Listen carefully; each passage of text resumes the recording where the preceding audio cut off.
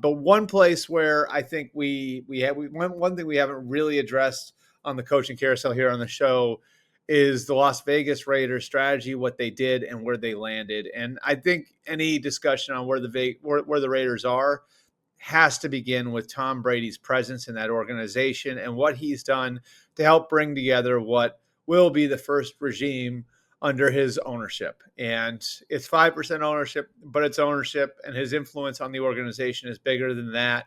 And I think you can see his fingerprints on both hires. Again, he's not going to be there on a day-to-day basis, and he's let people know that, but certainly there is a feeling that he is going to be very involved in the big decisions.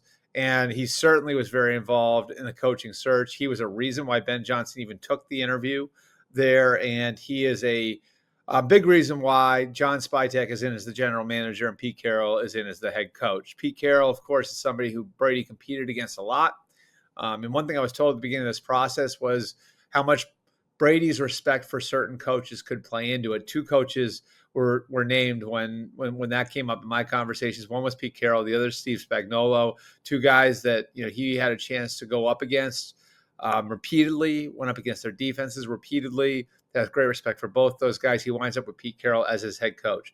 The other thing that I think is notable here on Pete Carroll's candidacy is as he's discussed what he wanted to do and his return to coaching over the course of the last year. He did a lot of the same stuff that he did in his year between the Patriots and USC a generation ago, where he really dove in and tried to figure out who he is and what he wanted his program to be. This is where he had discussions with John Wooden over, what the right way to build would be, somebody he really looked up to.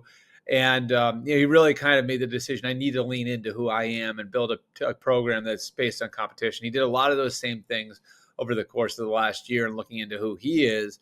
And one road that these discussions have led him down is, well, if you're going to go somewhere, you ought to have somebody in place that can replace you, that eventually will be the guy 2, 3, 4 years from now, whenever it is. You hope you establish something that's strong enough where then you can hand the baton to somebody who's who's ready to carry it on. We'll see as he puts together his staff who that might be. I think Robert Saleh would have been an interesting name if he hadn't taken the Niners job.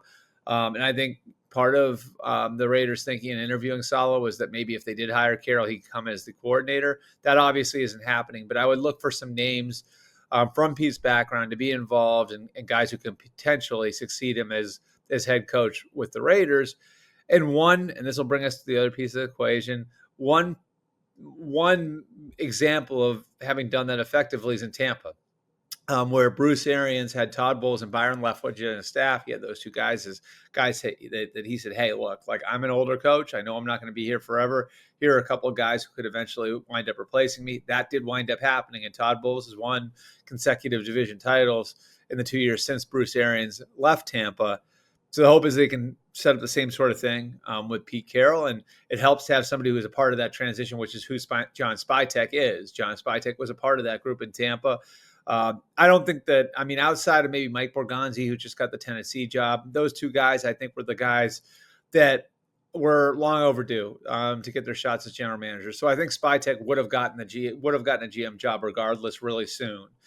Why does this one work? Well, again, it's ties to Tom Brady. And if you go back in Tom Brady's history, people who watched The Football Life with Bill Belichick 15 years ago had some insight into this, getting to see it. But Brady's famous Tuesday meetings where he would go in and meet with Belichick, later Nick Caserio, to look ahead towards the next week's opponent and start game planning for the Sunday ahead.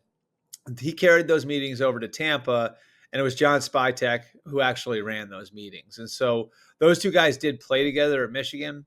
They didn't know each other all that well then. Brady was a starting quarterback. John Spytek was a freshman on the scout team. They got to know each other a lot better over their 3 years together in Tampa, where one reason why Spytek was up at the top of the list is because of Brady's respect for him, having gone through all of that with him. So he gets two known entities here. Tom Brady does, and Pete Caroll and John Spytek. Both those guys have a great volume of experience. Of course, Pete Caroll was able to build a program at USC, build a program in Seattle. That Seattle operation was really from the ground up. And Spytek has been parts of organizations at different points in their development.